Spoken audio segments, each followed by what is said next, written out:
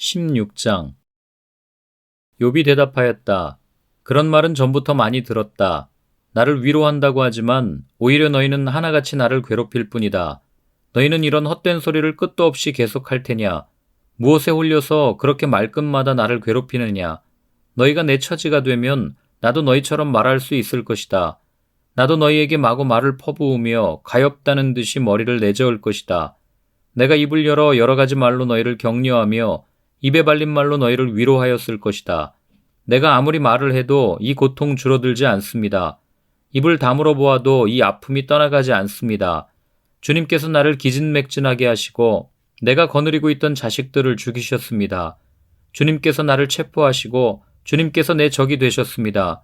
내게 있는 것이라고는 피골이 상접한 앙상한 모습뿐입니다. 이것이 바로 주님께서 나를 치신 증거입니다. 사람들은 피골이 상접한 내 모습을 보고 내가 지은 죄로 내가 벌을 받았다고 합니다. 주님께서 내게 분노하시고 나를 미워하시며 내게 이를 가시며 내 원수가 되셔서 살기찬 눈초리로 나를 노려보시니 사람들도 나를 경멸하는구나. 욕하며 뺨을 치는구나. 모두 한패가 되어 내게 달려드는구나.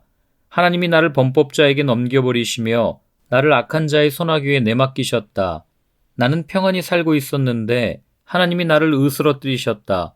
내 목덜미를 잡고 내던져서 나를 부스러뜨리셨다.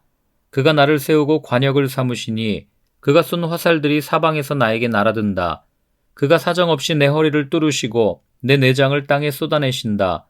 그가 나를 갈기갈기 찢고 또 찢으시려고 용사처럼 내게 달려드신다. 내가 맨살에 베옷을 걸치고 통곡한다. 내 위세를 먼지 속에 묻고 여기 이렇게 시궁창에 앉아있다. 하도 울어서 얼굴마저 핏빛이 되었고 눈꺼풀에는 죽음의 그림자가 덮여있다.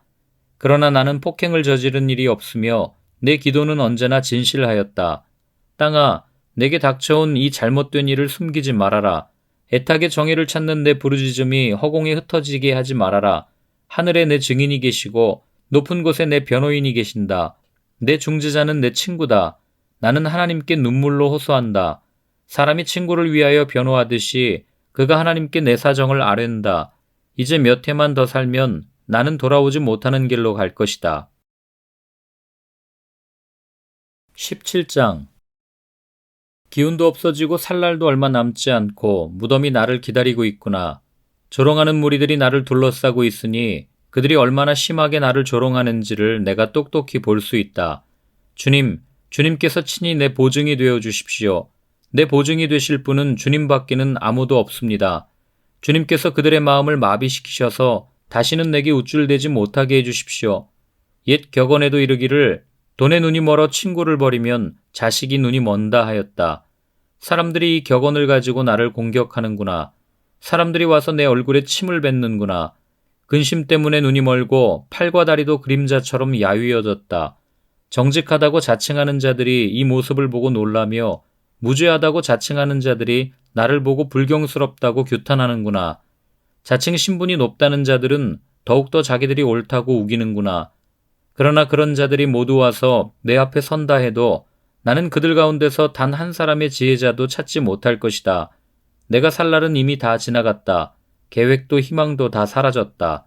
내 친구들의 말이 밤이 대낮이 된다 하지만 밝아온다 하지만 내가 이 어둠 속에서 벗어나지 못한다는 것을 나는 알고 있다.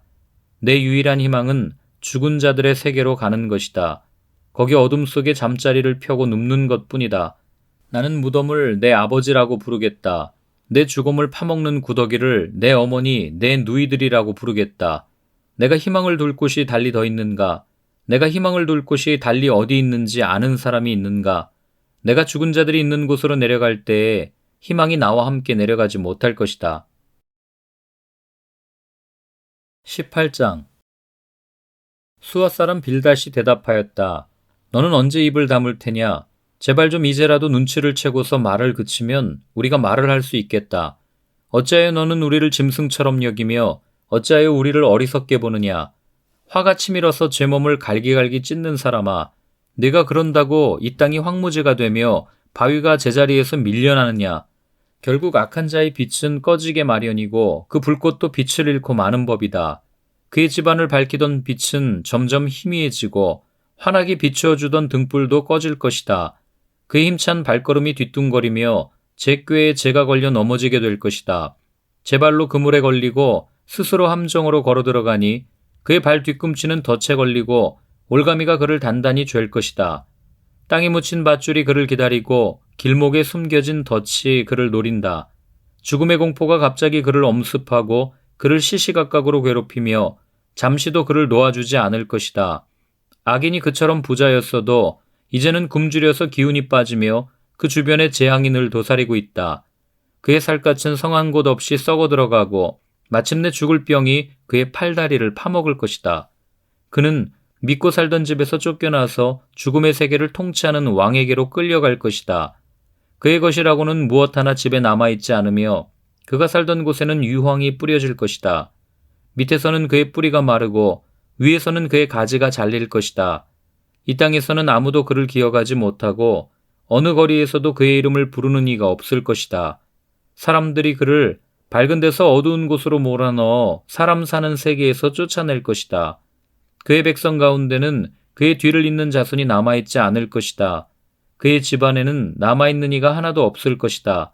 동쪽 사람들이 그의 종말을 듣고 놀라듯이 서쪽 사람들도 그의 말로를 듣고 겁에 질릴 것이다.